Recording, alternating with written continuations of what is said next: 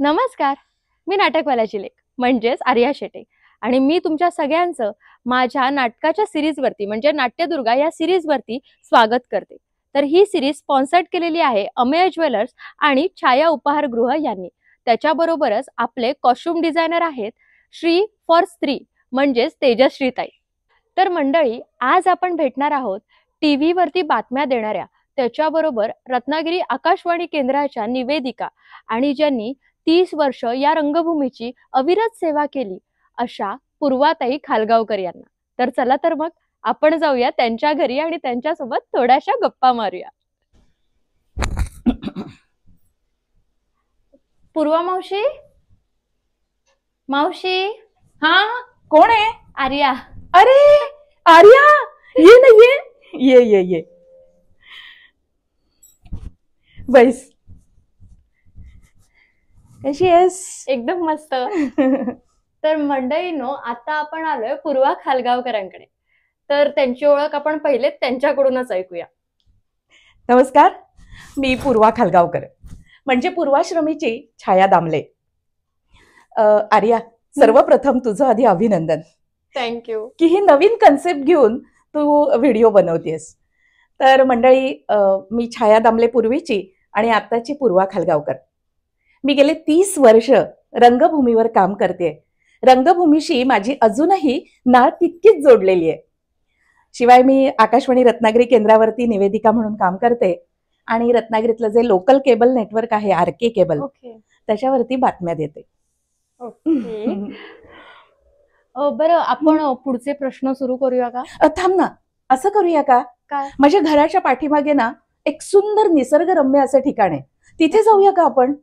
चालेल, काही प्रॉब्लेम नाहीये. नक्की? हो, असं कुठेही नाहीये की आपण इथेच बसून केलं पाहिजे. हा, मग काय. चला चला.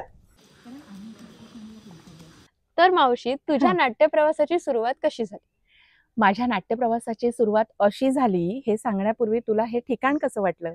खूप छान आहे, नॅचरल एकदम. तर वळूया आपल्या प्रश्नाकडे. ओके. माझ्या नाटकाची सुरुवात तुला खरं सांगू का, मी शाळेत कॉलेजमध्ये कुठल्याही स्पर्धेमध्ये भाग घेतला नव्हता. मग आमच्या शेजारी एक संजय जोशी म्हणून राहायचे, ते समाजसेवा करायचे. तर त्यांना BNC ऑफिसच्या आंबेकर म्हणून आहेत, त्यांनी विचारलं की एक 18-20 वर्षाची चुणचुणीत मुलगी हवी आहे, स्पष्ट आणि स्वच्छ आवाज असलेली. आणि संजू दादा घरी आला आणि तो मला म्हणाला, छाया, तुला नाटकात काम करायचंय. मी अशी, माझा नाही नाटकाचा फारसा असं काही हे नाही, पण तो म्हणला की तुझा आवाज स्पष्ट आहे, स्वच्छ आहे आणि तू त्या रोलला सूट आहेस, तू करायचं. तिथून सुरुवात. माझं पहिलं नाटक नवरा म्हणू नये आपला. नवरा म्हणू नये आपला शन्ना नवऱ्यांचं नाटक आहे आणि त्याच्यात मी डॉली या सेक्रेटरीची भूमिका केली होती. तुला गंमत सांगते आर्या, मी स्टेजवर गेले ना, कारण आत्मविश्वास तर नव्हताच माझ्याकडे, पण दादाने सांगितलं म्हटल्यानंतर करायचं. तर मी चहा घेऊन जाते स्टेजवरती, कब्बाशी हातातून नेताना असा आवाज येत होता. मला कळत होतं की आपण घाबरलोय, पण मी दाखवलं नाही अजिबात. ते तर म्हणजे स्टेजवरती होत होता. माझं तर रिअल लाईफ मध्ये मी घेऊनच जात नाही. म्हटलं नको, असं ग्लास नेणं ओके, असं ट्रे मधून काय न्यायचं ना, भीती वाटते. त्यामुळे माझं पहिलं व्यावसायिक नाटक नवरा म्हणू नये आपला. आणि हौशी रंगभूमीवरती मला सुनीता ताईंनी संधी दिली. टाइम बरोबर मी मालगुणला एखाद्याचं नशीब केलं. खूप छान नाटक आहे. हो, खूप सुंदर नाटक आहे. पण तुला गंमत माहितीये का, की ते माझं पहिलं हौशी रंगभूमीवरचं नाटक आणि तसं दिग्दर्शन वगैरे असं काही नव्हतंच, कारण ते प्रोफेशनल असल्यामुळे आम्ही दोघी गेलो, तालमा केल्या आणि घरी आलो आणि प्रत्यक्ष प्रयोगाचा दिवस. तर सगळेजण येऊन सुनीता ताईंना सांगत होते की खूप छान झालं, खूप छान झालं.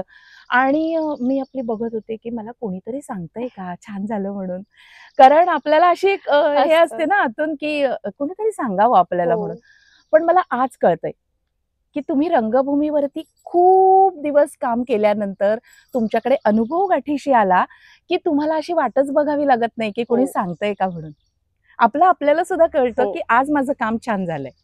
नाही ते माहिती असतं आपल्याला. हं. मी अनेकदा माझं पण एकदा नाही छान झालं तर आपल्याला माहिती आहे, मग आपण अपेक्षाच करत नाही. पण छान झालेलं असल्यानंतर आहे ना, आपण स्वतःला आधी प्रेस करतो. हो. ए झालं, झालं, झालं. आणि त्याच्यानंतर मग सगळ्या घोळक्या येतो. ते एक आनंद वेगळा. पण स्वतःचा तो असतं ना, की बाबा हे समाधान आहे हो. चांगलं झाल्याचं. अगदी खरं. आता मला सांग, की तुझे नाटकाचे एकूण किती प्रयोग झाले आतापर्यंत? मी तुला सांगते साधारण 89 ला मी सुरुवात केली. 89 पासून 95 पर्यंत सलग मी हौशी रंगभूमीवरती काम करत होते. म्हणजे जवळपास तुला सांगते वर्षाला 20-25 नाटकं अगदी हमखास. बरोबर. म्हणजे 7-8 वर्षात आपण एक 1000-1500 प्रयोग नक्की बरोबर. झाले असं म्हणायला हरकत बरोबर. नाही. कारण त्याचबरोबरीने स्पर्धेला सुद्धा करत होते. राईट. आपल्या ज्या राज्यनाट्य स्पर्धा बरोबर. होतात तर तिथे सुद्धा आकाशवाणी रत्नागिरी केंद्राचे गोविंद मोकाशी म्हणून होते सर. अच्छा. तर त्यांनी लिहिलेलं अस्तित्व नाटक ओके. ते बसवत होतं समर्थ रंगभूमी.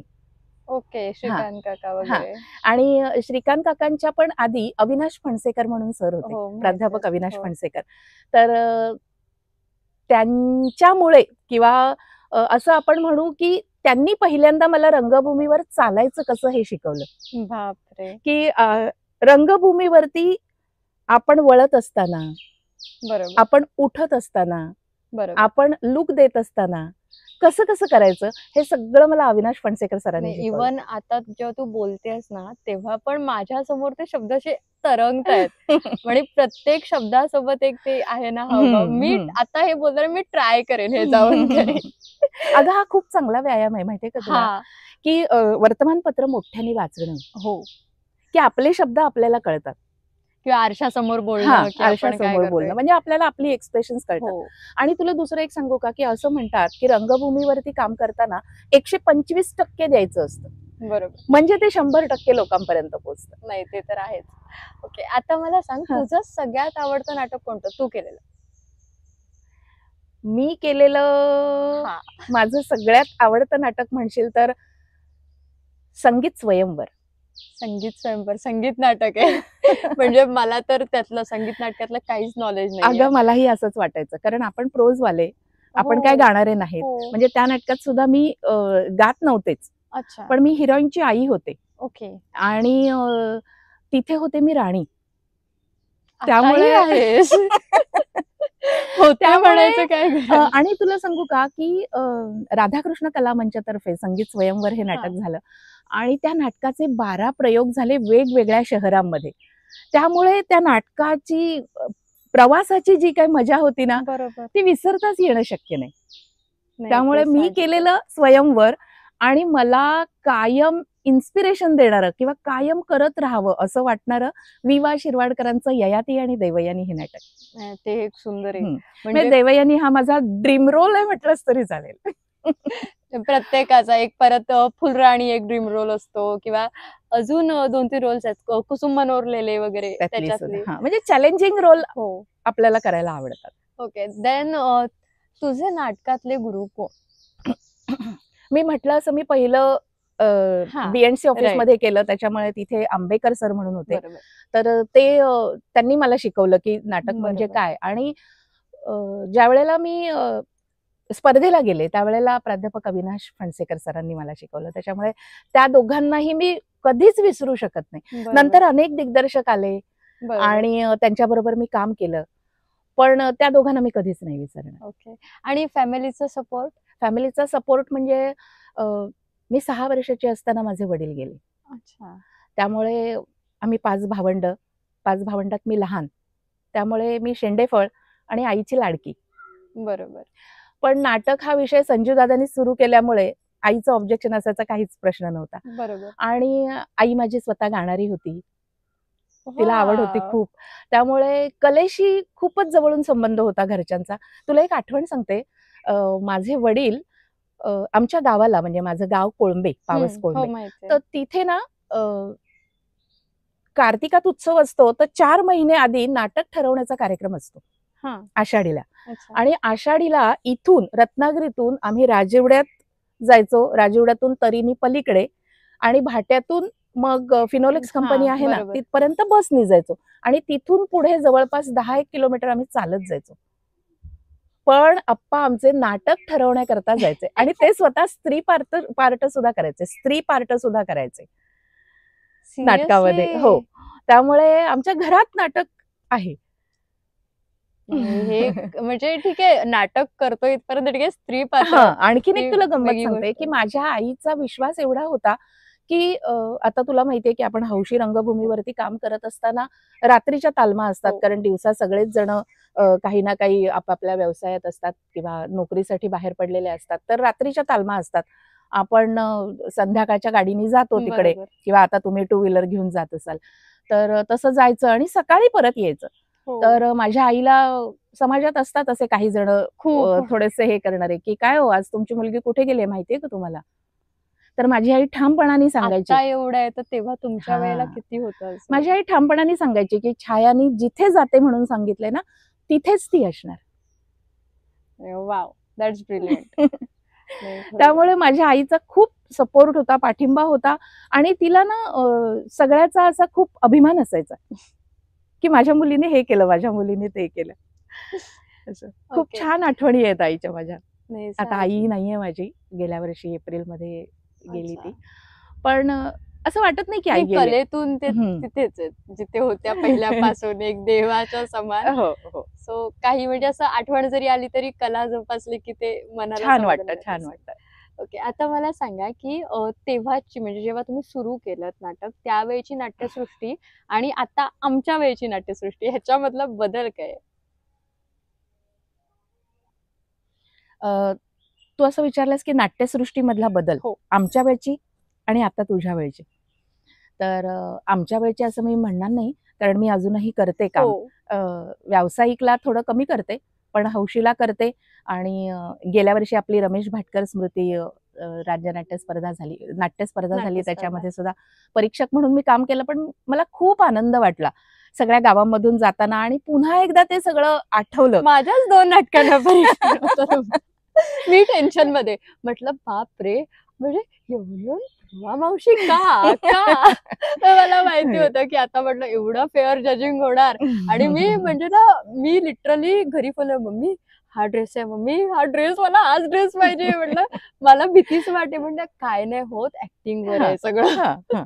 खरंच आहे ते की होतं असं. पण तरी सुद्धा तुला सांगते की फार बदललंय असं मी म्हणणार नाही. फक्त काय आहे की आता इलेक्ट्रॉनिक मीडिया जो आलेला आहे त्याचा वापर आहे.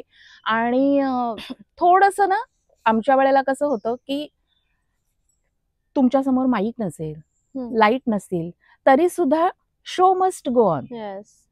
त्यामुळे आमचा आवाज इतका स्पष्ट आणि स्वच्छ, किंवा काढायचाच म्हटला तर शेवट बसलेल्या माणसापर्यंत तो पोचला पाहिजे, इतकी ताकद पाहिजे आपल्यामध्ये.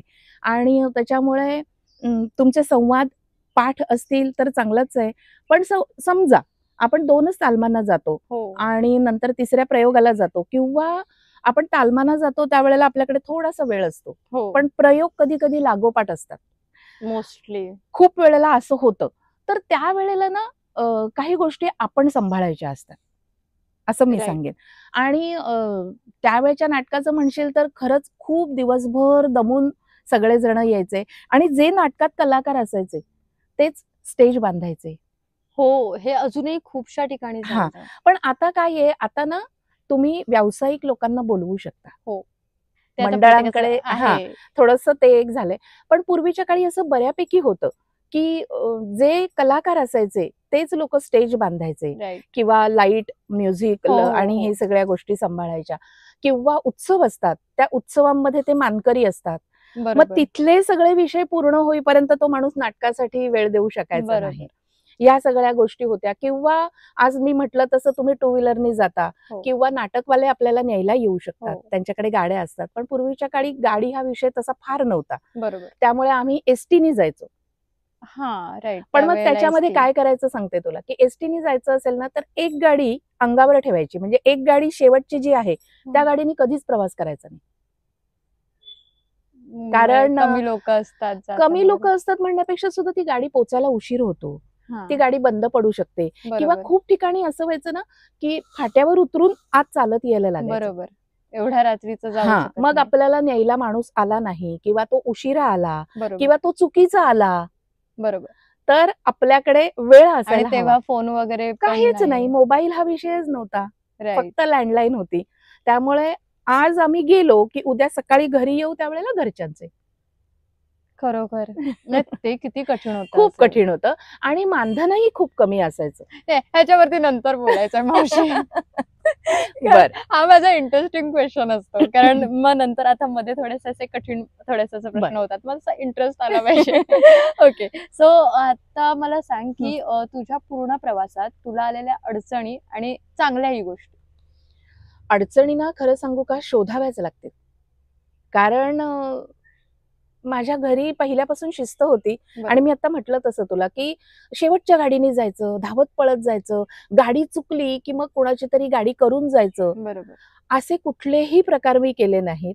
आणि तिथे गेल्यानंतर सुद्धा आपलं वागणं नीट असेल तर समोरचं आपल्याकडे वाकड्या नजरेने बघतच नाही. बरोबर. आणि जरी बघितलं तरी समजतं त्यांना की चालेल का नाही. हो.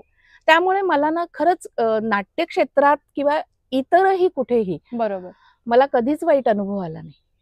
आणि चांगले खूप अनुभव आले.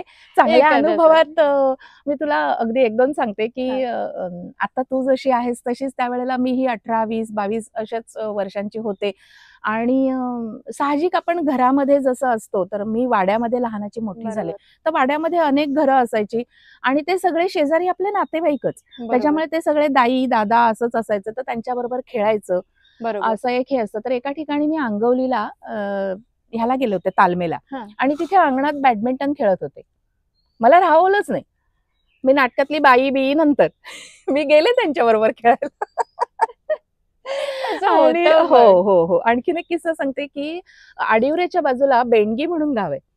तर तिथे नाटक होतं आणि आपल्याकडे आजही ना गावामध्ये पाळलं जातं. 3 दिवस स्त्रिया घरामध्ये येत नाहीत आणि सगळं असं हे होतं. तर मी त्यांच्याकडे गेले ना, त्या दिवशी त्या काकू वेगळ्या होत्या, म्हणजे बाजूला बसल्या होत्या आणि त्यांचं भाकऱ्यांचं पीठ भिजवून झालं होतं. अच्छा. आणि त्या मला म्हणाल्या, बाई तुम्हाला येतात का हो भाकऱ्या? म्हटलं हो येतात ना. आणि मी त्यांच्याकडे जाऊन चुलीवर भाकऱ्या केल्या त्या दिवशी. आई पण म्हणजे आता मी जिथे इथे स्टेज करते ना, तर तिथले लोक ओळखतात सरळ स्वातीची मुलगी आहे. तर ना ते सांगतात. पण आणि मला आईने कधी घरातलं कामाला कधी हात लावायला दिला नाही, काहीच नाही. माझे प्रचंड लाड झाले, मी पण लहान. तर ना मला नाही जास्त जमत. तर मी म्हटलं मला जेवढं येते तेवढं करते आणि स्टार्टिंगला आई यायची, तर आई सगळं मग त्यांच्याकडून करून वगैरे मला द्यायची. तर ते लोक म्हणतात, तुझी आई तुझ्या एवढी होती ना तेव्हा सगळं करायची, आम्ही उठायच्या आधी आमच्यासाठी चहा तयार असायचा. त्यावेळी म्हणते होय, हा आता ते आपल्याला राहायला देतात एवढं, आपण केलं पाहिजे. चहाच काय अख्खा जेवण करून द्यायची आम्हाला. नाही खरंच खूप छान होतं, म्हणजे की अशा ना खूप खूप आठवणी आहेत. आणि नंतर ह्याला ज्या वेळेला आम्ही करायला लागलो ना राज्यनाट्य स्पर्धेला, तेव्हा सुद्धा आमच्या तालमा इथे असायच्या. बरोबर. तर त्यावेळेला काहीतरी खायला आणणं किंवा वाढदिवस साजरे करणं, बरोबर, या गोष्टी चालू असायच्या आणि त्याच्या खूप गमती जमती आहेत. प्रत्येक ग्रुपमध्ये असतात. ओके, तर नेक्स्ट आताच्या महिला कलाकारांनी ह्या क्षेत्रात काय काळजी घ्यावी असं वाटतं? खरं तर हा थोडासा नाजूक प्रश्न म्हणेन मी, कारण आता सगळंच मोकळं झालंय. म्हणजे पूर्वीच्या काळी असं होतं ना की घरात येणाऱ्या सुनेला थोडीशी बंधनं असायची, बरोबर, पण मुलीला नसायची. म्हणजे मुलीनी ड्रेस घातला तरी चालतो, ती थोडा वेळ अधिक बाहेर राहिली तरी चालते, पण सुनेनी मात्र साडी नेसली पाहिजे, सण समारंभ असेल त्या दिवशी हसत मुखाने राहिलं पाहिजे वगैरे असं होतं. पण आता मुलीलाही मोकळीक आहे आणि सुनेलाही मोकळीक आहे. पण स्वातंत्र्याकडून आपण स्वैराचाराकडे जात नाही ना. म्हणजे आपल्याला मोकळीक मिळाली आहे, पण असं कुठेतरी होऊ नये की त्या स्वातंत्र्यामधून समोरच्याला असं वाटावं की हिच्याबरोबर काही केलं चालतंय, बरोबर, असं होता कामा नये. म्हणून तेवढी काळजी आपण घ्यायची, बाकी फ्री असायला काहीच हरकत नाही. That's true. त्याच्यानंतर आता जाऊया आपण की 100तून एखादं मंडळ असं असतं की ज्याचा दृष्टिकोन महिलेकडे बघायचा, लेडीज आर्टिस्टकडे बघायचा थोडासा चुकीचा असतो. तर असं कधी अनुभव आलाय? हो आलाय, नेवऱ्यातच आलाय. अरे बापरे. आणि अक्षरशः असं झालं की तालमेला साधारण मला अंदाज आला होता आणि मग आपल्याकडे एक शस्त्र असतं की तालमेत त्यांनी ज्या ऍक्शन्स बसवलेल्या असतील त्या हो हो म्हणायच्या आणि प्रयोगाच्या वेळेला आपल्याला जे करायचंय ते करायचं. त्यामुळे प्रयोगाच्या वेळेला मी अशी थोडी लांबलांबच होते. पण त्या नटाला एवढा राग आला की तालमेट ठरल्याप्रमाणे ही करत नाहीये. त्याने मला ढकलून देण्याचा प्रयत्न केला आणि मी स्टेजवरून खाली पडणार होते, पण मी सावरले, कारण मला माहिती होतं की हा काहीतरी उद्योग करणार तिथे. आणि मग मात्र मी जे काय त्याला लुक दिलाय आणि झालंय आमचं. एकदा असं म्हणजे असं हे नाही, दृष्टिकोनाचं नाही, पण एक शो होता पाली साईडला आणि एक त्याच्यामधलं वाक्य होतं की बाईची जातच नालायक असं होतं. आणि सगळी पुरुष मंडळी ना खालून असं म्हणजे ते असतं ना बाबा पुरुषाचं, आणि ते मोठ्या मोठ्याने ओरडायला लागले. हो म्हटलं, पुरुषाची जात जशी काय साधीच ना, काय आहे ती मलाही माहितीये. त्याच्याकडे द्यायचं सोडून पब्लिकला वाक्य दिलं. हा नाही, तेच ही जी समय सूचकता किंवा हे जे प्रसंगावधान आहे ना, हे खूप पाळावं लागतं. नाही साहजिक. तुला मी सांगते, एकदा आमचा स्पर्धेचा प्रयोग होता आणि माझी जी सहकारी होती ना, तिचा कानातला पडला होता. तर ती अशी बेचैन झाली. पण नाटक म्हणजे काय, आपल्या आयुष्यात कधीतरी येऊन गेलेले प्रसंग. मी तो तिचा कानातला उचलला आणि तिला म्हटलं, अगं हे कानातला पडला होता तुझा. इतकं ते सहज होऊन गेलं. आणि जसं तू आता म्हणालीस की एक वाक्य आलं त्याच्यावरती आपल्याला दुसरं वाक्य सांगता यायला पाहिजे. नाही साहजिक आहे. नाही तर अनेकदा असं होतं ना की बाबा हे वाक्य लिहिलेलं आहे ना, मग ते लोक असं ताट लावून कशी आहेस तू, कशी आहेस तू बोला ना. किंवा असे काय काय जण असे पाठीपुढे ती तर मजा मजा असते. म्हणजे कॅरेक्टर एक मस्तच असतं. मला एवढं म्हणजे असं हे वाटतं ना, म्हणजे त्यांना असं मला काही बोलायचं नसतं, पण कुठेतरी असं म्हणजे मी त्यांना सांगते की थोडस स्टेबल. नाही नाही मॅडम आम्ही करतो. पण एक अजून एक आहे, म्हणजे ह्याच्यामध्ये तो प्रश्न नाहीये की मॅडम हे आता आले बाई शब्द.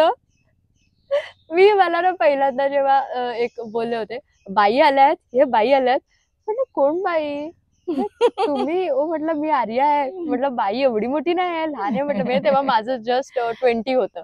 तर म्हणतात, आणि मी 20 वर्षापासून सुरुवात केली स्टेजला प्रॉपर. त्याच्या आधी मी छोटे छोटे शो म्हणजे गावातले वगैरे असे करायचे. तर मग ते म्हणतात बाईच म्हणतो आम्ही. म्हटलं नाही, म्हटलं तुम्ही नावाने. तर ते मॅडम वरती आले. पण तो बाई शब्द एवढा मनाला लागला ना, मी म्हटलं मी हे पूर्ण काढून टाकणार, नष्ट करणार. तर जेव्हापासून सिरीज सुरू केली मी प्रत्येकाला विचारते बाई शब्द काहीतरी बोला. नाही असं म्हटलं तर वाईट वाटतं ना कुठेतरी. कसं आहे माहितीये कार्या, पुन्हा मी असं तुला सांगेन की आपण ज्या वेळेला शाळेत जायचो ना, त्यावेळेला आपल्या बाईच असायच्या. मी पण त्यावेळेला तसंच घेतलं मग. आणि आमच्याकडे आकाशवाणीमध्ये सुद्धा ज्या माझ्या ज्येष्ठ निवेदिका आहेत काळे मॅडम, तर त्यांना आम्ही काळे बाईच म्हणायचो. हो, आधी मी माझ्या शिक्षकांना पण बाईच म्हणते.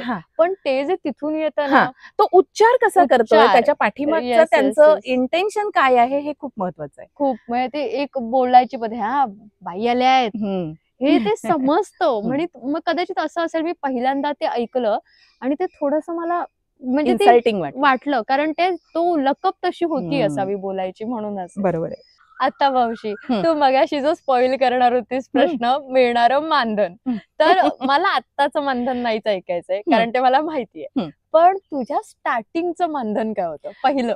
माझ्या पहिल्या प्रयोगाचं मानधन होतं 250 रुपये. तेव्हा म्हणजे मी ना 500 हे कोणाचं पहिलं ऐकलंच नाहीये. मी जेवढं आता बघते ना 250, 300, 400, 101 असंच ऐकते. किती कमी मानधन. खूप कमी. आणि सुनीता मावशी तर सांगते, म्हणते सत्यनारायणाच्या पूजेवरचं ते असतात ना, ते आपण रुपये वर्गणी जमलेली किंवा दक्षिणा ठेवलेली, ते द्यायचे. मी शॉक मध्ये. आणि मी त्यासाठी धन्यवाद बोलते तुम्हाला, कारण तुम्ही लोकांनी जो एक म्हणजे सगळ्या नाट्यदुर्गांनी तुम्ही एक लेवल सेट करून ठेवली की आम्हाला एवढं मानधन आहे, तर आमच्या मुलांना त्याच्यापेक्षा थोडं वरती हवंच. मानधनाबरोबरच ना तुला सांगू का की सगळ्यांचीच आता एक बघण्याची दृष्टी बदलली. हो, की नाटकात काम करणारी म्हणजे ती असं नाही, तिलाही म्हणजे तीही छान सुशिक्षित असते, उच्च शिक्षित असते. आणि आता तुम्हाला तर नृत्य सुद्धा करावं लागतं. मला खूप भारी वाटलं ते, की म्हणजे पर्सनॅलिटी डेव्हलपमेंट मध्ये तो सुद्धा एक मुद्दा आहे. बरेच आहे. आणि आता तर म्हणजे आता नवीन नाटक आहेत ना, त्याच्यामध्ये एक ते कौटुंबिक तसं नाहीये की घरातलीच थोडस. आता खूप सारे कॅरेक्टर. कारण बरोबर आहे, मोबाईल पासून जर बाजूला करायचं असेल तर तिथे सुद्धा काहीतरी वेगळं यायला हवं ना. तर नाटकाला प्रेक्षक येणार आहेत. आणि म्हणजे असं कधीच वाटत नाही आता, म्हणजे असं असतं ना की लहानपणी तुला काहीतरी व्हायचं होतं जे आता झालं नाही कारण तू नाटकात काम करतेस, मला असं झालं मी पोलीस पण होऊ शकते, मी वकील पण होऊ शकते, मी काहीही होऊ शकते नाटकात. अगदी बरोबर आहे. हे सगळे रोल्स करू शकतो आपण. आणि असं कुठेही असं कमी नाही वाटत की बापरे आपल्याला हे नाही येते, हे नाही येते. कारण मला ना, मी कधी पण फोन करते, हा मावशी हे काही येत नाही, सांग जरा. मला सवय लागली. मला ना आईपेक्षा जास्त बाकीच्या सगळ्यांनी लाडवून ठेवलेल्या लेडीजने, सगळ्या महिला कलाकारांनी लाडवून ठेवलं, आम्ही आहे ना, तू कर. बरोबर आहे. नाही खरोखर. आणि सपोर्ट, तेच म्हटलं की सपोर्ट आणि मोकळेपणा आता खूप आहे. हो, म्हणजे तुला सांगते की तुमचा मेकअप सुद्धा तुमचं तुम्ही करता. हो, आमचा मेकअप आम्ही नाही करायचो. बापरे. नाही, मी स्टार्टिंगला रंगभूषाकार होते तेच मेकअप करायचे आणि कसं तरी वाटायचं खरं तर. करायचे खूप सुंदर, पण असं त्यावेळेला वाटायचं की आपला मेकअप आपल्याला करता यायला पाहिजे. पण आमच्याकडे त्या गोष्टी कमी होत्या. हा, आणि आता कसं झालंय, आता एक ती क्रेज असते लहानपणीपासूनच मेकअप करायचा. तरी पण मी जवळजवळ पहिल्या स्टार्टिंगला अर्ध वर्ष तरी मी नाहीच केलेला माझा, तेच लोक करायचे. पण मी तुला म्हटलं ना मगाशी की आताचे चॅलेंजेस वेगळे आहेत. तर ते हे आहेत की नाटकामध्ये नृत्य असेल किंवा आणखीन काहीतरी वेगळ्या गोष्टी दाखवायच्या असतील तर त्याच्याकरता तुम्हाला तयार राहावं लागतं. आता मेन म्हणजे मधल्या काळात अशी सवय लागलेली रेकॉर्डिंग वरती गाणी, आणि आता थोडं थोडं मी सुरुवात करते की परत बघूया बोलून, माझा आवाज चांगला नाहीये पण तरी पण मी ट्राय करते, जाऊ दे लोक शिव्या घालू देत, पण ते एक्सेप्ट करणार मला माहितीये. तर मग हळूहळू आता परत सुरू होतंय, मुली गाणी म्हणतायत वगैरे, तर ते परत सगळं आतमध्ये येतंय. नाही तर रेकॉर्डिंग लावलं, तोंड हलवतंय, पण काय काय मंडळ मग सांगतात नाही रेकॉर्डिंगच करूया, ठीक आहे. पण जर म्हटले की हा तुम्ही म्हणा तर मग ठीक आहे, म्हणू शकतो, मग ती पण तयारी ठेवते. ओके, त्याच्यानंतर तुझी मुलगी आली आहे का? ही मीरा आहे ना? हाय मीरा. हाय हाय, कशी चालली आहे मुलाखत? एकदम मस्त. तू आमच्या मुलाखतीबद्दल काहीतरी सांग यार. नक्कीच. खरं तर मला खूप छान वाटतंय की आईची मुलाखत घेतली जाते. ती मला जेव्हा तिने सांगितलं की माझी आर्या म्हणून एक मैत्रीण आहे तुझ्या वयाची, तर ती माझी मुलाखत घेणार आहे या नवरात्रोत्सवात, तर तेव्हा मला खरंच खूप छान वाटलं. कारण आकाशवाणीच्या माध्यमातून इतक्या सगळ्या मुलाखती ती घेताना मी ऐकलंय लहानपणीपासून रेडिओवरती, आणि आता ती दुसऱ्या खुर्चीमध्ये आहे आणि ती मुलाखत आता मी ऐकणार आहे, ती पण व्हिडिओ स्वरूपामध्ये. तर खरंच खूप छान वाटतंय. त्यासाठी आर्या ताई तुला खरंच खूप खूप थँक्यू सर्वप्रथम. आणि माझ्या आईबद्दल जेव्हा म्हणजे आई मला म्हणाल की थोडंसं मे बी आर्या सांगू शकेल ना तुला की बोलायला किंवा असं काही, तर म्हटलं बापरे काय काय बोलायचं. कारण आई हे म्हटल्यावर प्रत्येकाला आपली आई खूप प्रिय असतेच, पण माझी आई माझ्यासाठी अजून स्पेशली प्रिय आहे. कारण तिने मला फक्त अकॅडमिक्स किंवा या गोष्टींमध्ये घडवलं असं नाही. कलाकार जेव्हा आपल्या एक घरात असतो तेव्हा दुसऱ्याही कलाकाराला घडवणं आणि त्याचं संगोपन करणं हे खरंच खूप वेगळं आहे. म्हणजे आईने लग्नाआधी तिच्या करिअरमध्ये ती खूप चांगल्या ह्याच्यामध्ये होती, खूप म्हणतात तसं उच्च स्थानावरती होती. पण लग्न झाल्यानंतर मी आणि माझा भाऊ झाल्यानंतर, माझ्यानंतर 6 वर्षानंतर आईने जवळपास एक 10 ते 12 वर्षांची गॅप घेतलं नाटकाच्या दृष्टिकोनातून म्हणायचं झालं तर. पण तिची इवन आकाशवाणीमध्ये सुद्धा तिने थोडे वर्ष गॅप घेतलं. कारण हेच होतं की आमचे क्लास, कारण फक्त आमची शाळा एवढंच तिने नाही ठेवलं की नाही माझी मुलं आहेत, मला माझं करिअर करायचंय, तर असं नाही. तिचा नेहमी हट्ट हा होता की ती जशी कलेमध्ये आहे तसं आमच्याकडेही कुठली तरी कला असावी, आणि जे आम्हाला आवडतंय त्या कलेला तिने प्रोत्साहन दिलं, ना की जे तिला आवडतंय ते नाही मला आवड आहे, मला शिकता नाही आलं म्हणून मी माझ्या मुलांना शिकवलं, असं बरेचदा ऐकायला मिळतं. तसं तिने नाही केलं. जे आम्हाला आवडतंय ते त्याच्यासाठी नेहमी आम्हाला तिने पुश म्हणतात तसा केलं. आणि नुसता पुश असं नाही की म्हणजे घातलंय कुठल्या तरी क्लासला, मग घातलंय कुठल्या तरी कॉम्पिटिशनला, असं न करता मी जे शिकते ते शास्त्रोक्त आहे किंवा त्याचं सर्टिफिकेटला व्हॅल्यू आहे. आणि नुसतंच सर्टिफिकेट नाही, त्याच्याबरोबर अजून काही, म्हणजे नुसतं भरतनाट्यम एके भरतनाट्यम नाही, मला ड्रॉइंग आवडतं तर मग एलिमेंटरी इंटरमिजिएटच्या एक्झाम्स दे. म्हणजे आज आत्ता मी इथे उभं राहिल्यावर एवढं मला नक्की माहिती आहे की माझ्याबरोबरच्या अजून काही जणी आहेत त्यांच्याकडेही या सगळ्या कला आहेत, पण त्यांच्याकडे काही जणांकडे मे बी सर्टिफिकेट नाहीये. मग यावेळेला तुझ्याकडे हे आहे का, चल ठीक, तुझ्याकडे हे पण आहे का, चल ठीक. त्यामुळे आज मी जेव्हा अगदी अभिमानाने सांगू शकते की हो माझ्याकडे हे आहे, मग हे पण हवंय का, हो माझ्याकडे हेही, माझं हेही झालेलं आहे. तर या सगळ्या मागे माझी आई आहे, कारण तिने त्यावेळेला मला त्यासाठी होकार दिलं, पाठिंबा दिलं आणि वेळही दिलं. त्यामुळे मला वाटतं की आई असावी एक कलाकाराची, घडवणारी, किंवा स्वतः ती कलाकार असून तिने पुढच्या पिढीलाही आत्ता जे गरजेचं आहे सगळ्या दृष्टिकोनातून ते दिलं. आणि त्यासाठी खरंच मी तिची ऋणी तर आहेच आणि मी भाग्यवानही समजते. एक छोटासा किस्सा सांगते की जसं म्हणतात की एका कलाकाराची मुलगी असल्यावर थोडंसं आपल्याला म्हणतात ना असं जपलं जातं, तर तेही मी अजूनही रत्नागिरीमध्ये कुणालाही जाऊन भेटलं आणि सांगितलं की माझी आई पूर्वा खालगावकर किंवा पूर्वाश्रमीची छाया दामले त्यांची मी मुलगी, असं म्हटल्यावर हो का, अगं ये ये ये ये ये ना, असं अगदी मानाने बोलवलं जातं. आणि त्यामुळे मे बी राज्यनाट्याला कधी कधी खूप वर्षानंतर चान्स मिळतो, तो मला 11वीतच मिळाला. त्यामुळे खरंच आहे मी भाग्यवान. आणि परत एकदा थँक्यू सो मच आर्याताई की माझ्या आईची तू मुलाखत घेतलीस आणि त्यात मलाही बोलायचा मान दिलास. खूप खूप थँक्यू आणि सगळ्यांना नवरात्रीच्या खूप खूप शुभेच्छा. थँक्यू मीरा. हा, तर आत्ताची आवडणारी महिला कलाकार कोण? हौशी रंगभूमी हौशी. तू आणि दुसरी रक्षिता पालव. Great choice. कारण सांगते, मी तिचं याआधी नाटक बघितलं नव्हतं, पण रमेश भाटकर स्मृती स्पर्धा जी झाली त्याच्यामध्ये 3-4 वेळा तिचं नाटक बघण्याचा योग आला. रक्षिता पालवच्या बाबतीत सांगायचं तर रमेश भाटकर स्मृती ज्या स्पर्धा झाल्या नाटकांच्या, उत्सवी नाटकांच्या, तर त्याच्यामध्ये 3-4 नाटकं होती तिची. आणि तिच्या बाबतीतला किस्सा असा की तिने राज्यनाट्याला पण केलं आणि त्याच दिवशी रमेश भाटकरचं पण त्या उत्सव ह्याचं पण केलं, स्पर्धेचं त्या दिवशी आमच्याकडे आम्हीच एकत्र होतो त्या शोला. मी माझ्या मुलांचा शो होता लांजाला. आणि तो मला वाटतं गणेश गुळेच्या कंपनीचा होता, रांगणकर वगैरे. तर तिचं दुसरं एक वैशिष्ट्य असं जाणवलं की इतरांना सांभाळून घेणं. बरोबर. स्टेजवरती तो एक गुण असलाच पाहिजे. म्हणजे जसं तुम्हाला नुसती आवड असून चालत नाही, तर तुमचा वाचिक अभिनय लागतो, कायिक अभिनय लागतो, तुम्ही छान दिसायलाही लागतात. आणि तुम्ही सगळे जे काही ड्रेपरी केली ती सुद्धा खूप छान लागते.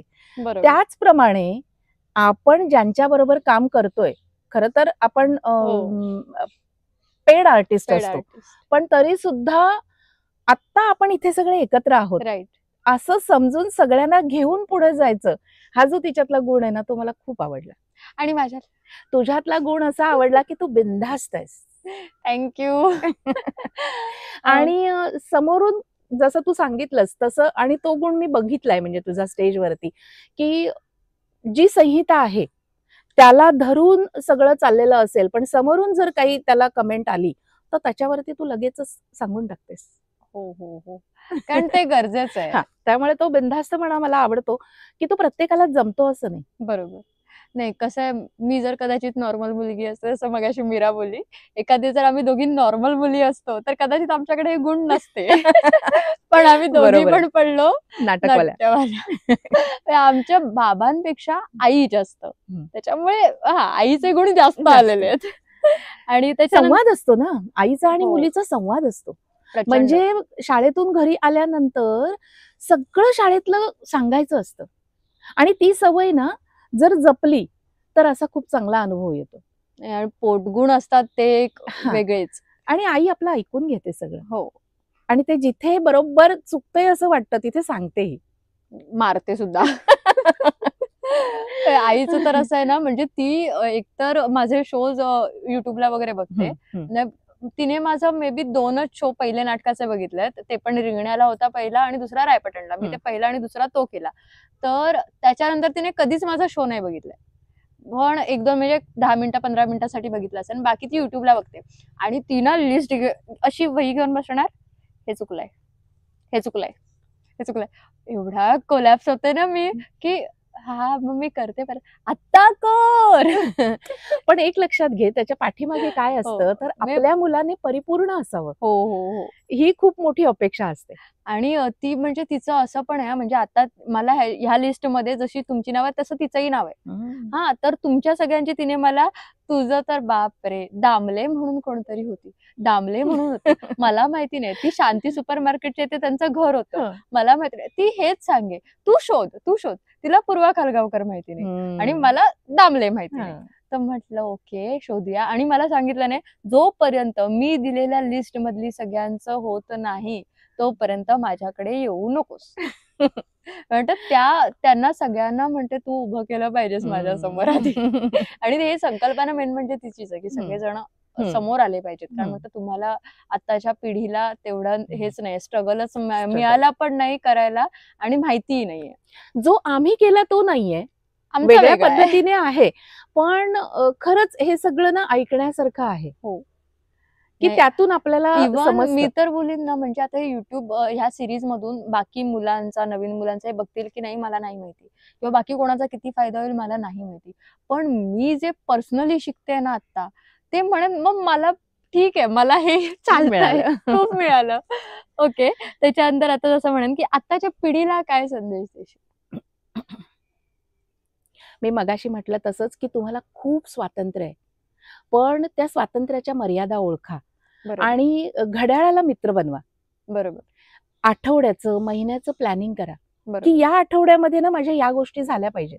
म्हणजे मी स्वतःचं सुद्धा उदाहरण सांगते की आमच्या वेळेला मोबाईल नव्हते, पण आज आम्हाला मोबाईल वापरता येतो.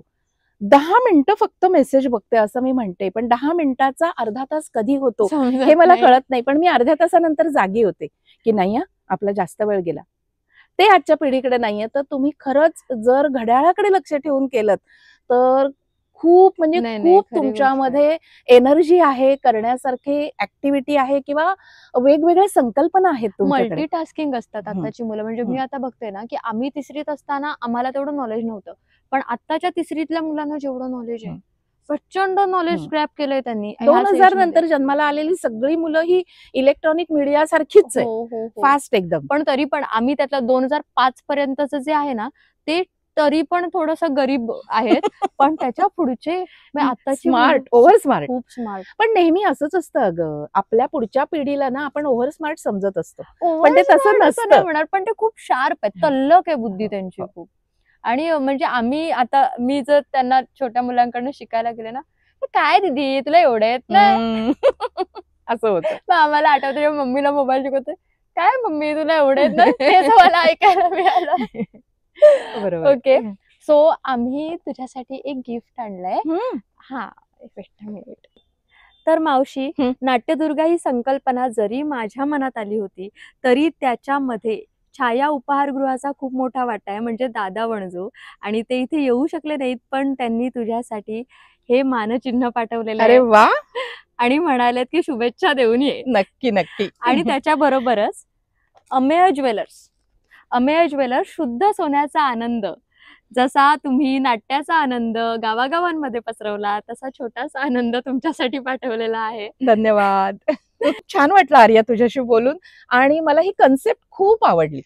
थँक्यू. थँक्यू. तर आजच्या गप्पा तर इथे संपलेल्या आहेत, पण आपण उद्या जाणार आहोत एका नवीन नाट्यदुर्गेला भेटायला. पण तोपर्यंत तुम्ही सगळ्यांनी नाटकवाल्याची लेख हे युट्यूब चॅनल सबस्क्राईब करा, आणि त्याच्याबरोबर आजचा हा व्हिडिओ लाईक करा, शेअर करा आणि कमेंट सुद्धा करा. भेटूया नाट्यदुर्गेच्या नवीन भागात. थँक्यू.